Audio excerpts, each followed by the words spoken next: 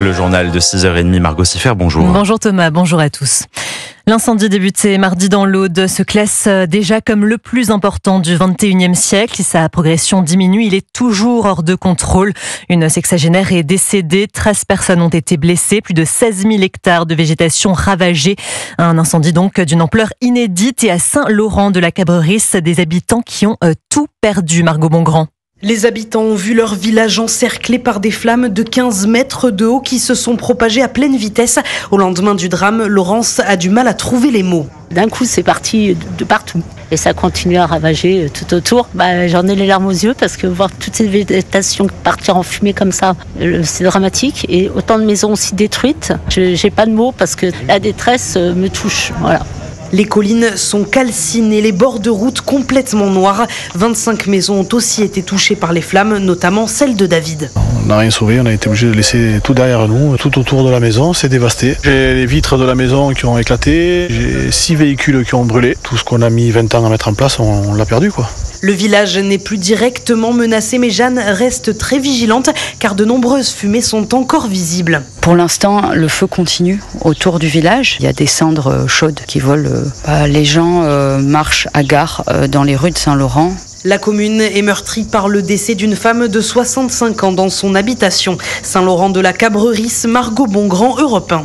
Et cette femme de 65 ans décédée hier dans l'incendie avait préféré rester dans sa maison et cela malgré l'ordre d'évacuation. Un drame pour Éric Flores, vice-président de la Fédération des pompiers de France qui rappelle au micro de Caroline Baudry la méthode de travail des pompiers. Naturellement, on préfère que les gens soient confinés pour pouvoir mieux défendre. Pour nous, souvent, c'est plus facile que d'avoir tout le monde sur la route. Et on regarde quelle est la situation au vu de la grandeur de l'incendie, au vu de chacune des habitations. On va changer de stratégie, on va dire cette partie-là, on va pas pouvoir la défendre. On va demander l'évacuation de cette partie-là. Malheureusement, régulièrement, vous savez, les gens, tant qu'ils voient pas le risque à leur porte, quelquefois, ils osent pas bouger et après, ça va très vite. Donc, faut réagir au moment où les sapeurs-pompiers viennent vous dire. Faut écouter les forces de l'ordre, les gendarmes, les policiers, et c'est l'autorité municipale avec l'autorité préfectorale qui ont cette compétence d'imposer aussi aux gens soit d'évacuer, soit de rester confinés, et surtout de bien comprendre que notre priorité numéro 1, c'est la défense de la population. Éric Flores, vice-président de la Fédération des pompiers de France, au micro de Caroline Baudry pour Europe 1. Et depuis hier, 2150 pompiers et 600 véhicules sont mobilisés. Une enquête a par ailleurs été ouverte pour déterminer les causes de l'incendie. L'hypothèse d'un feu involontaire est pour l'heure privilégiée par les enquêteurs. Vous écoutez Europe 1 matin, il est 6h33.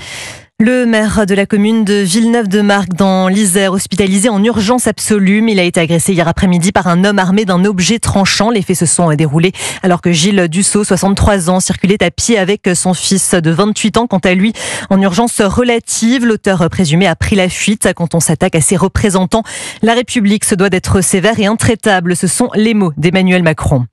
C'est une avancée dans la lutte contre le trafic de drogue et une première à Paris, un dealer banni de certains quartiers du 15e arrondissement.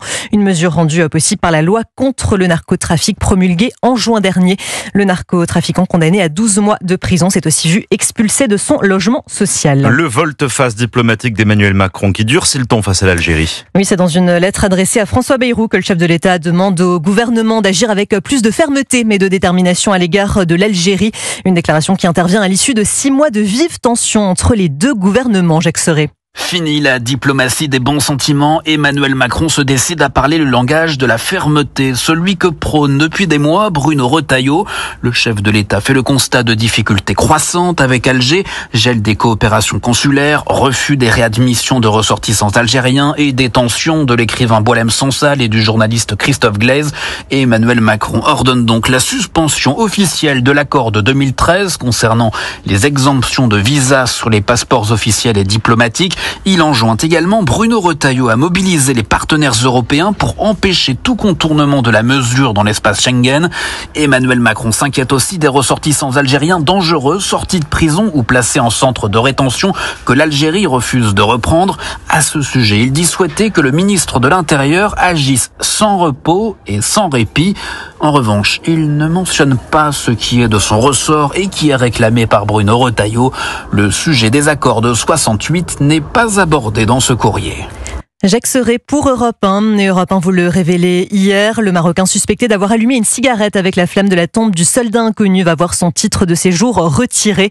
Une décision de fermeté du ministre de l'Intérieur Bruno Retailleau qui avait qualifié Jean-Baptiste Marty ce geste d'indigne et de misérable. Son titre de séjour était valable jusqu'en octobre. Il va donc être raccourci de 2 mois. Le suspect, 47 ans, de nationalité marocaine, actuellement toujours en garde à vue, a reconnu les faits. Il devrait être mis en examen dans la journée pour violation de sépultures, tombeaux, monuments édifiés à la mémoire des morts et être jugé en comparution immédiate cet après-midi. Il encourt jusqu'à 1 an de prison ferme et 15 000 € d'amende. Cet homme est bien connu des services de police et de la justice.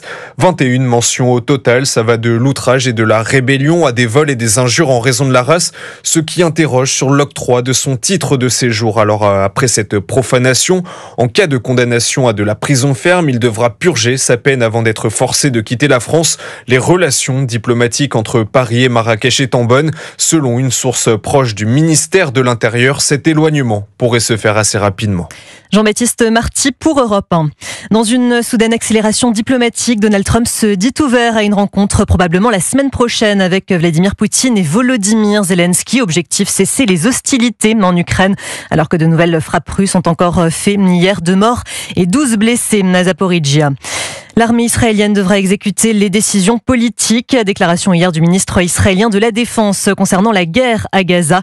Benjamin Netanyahou présidera en fin d'après-midi une réunion du cabinet de sécurité en charge des questions militaires. Jour J pour l'entrée en vigueur des droits de douane américains de 15% imposés à l'Union européenne. Donald Trump a également annoncé son intention d'imposer 100% de droits de douane sur les puces et les semi-conducteurs. Aucune date n'a pour l'heure été précisée. Après plus d'une dizaine de jours sous les normales de saison, la France se prépare à suffoquer dans les prochains jours. Oui, avec une hausse significative des températures qui pourrait avoisiner les 40 degrés et laisser craindre un nouvel épisode caniculaire, le 2e après celui du 20 juin au 7 juillet. Et si la canicule impacte tout le monde, Yasmina Katou, les seniors sont particulièrement vulnérables aux effets de la chaleur. Oui, c'est surtout les variations de température qui sont problématiques pour l'organisme des personnes âgées. Juste avant cette vague de chaleur, les températures étaient presque fraîches pour une fin de mois de juillet, autour de 20 degrés en France en moyenne.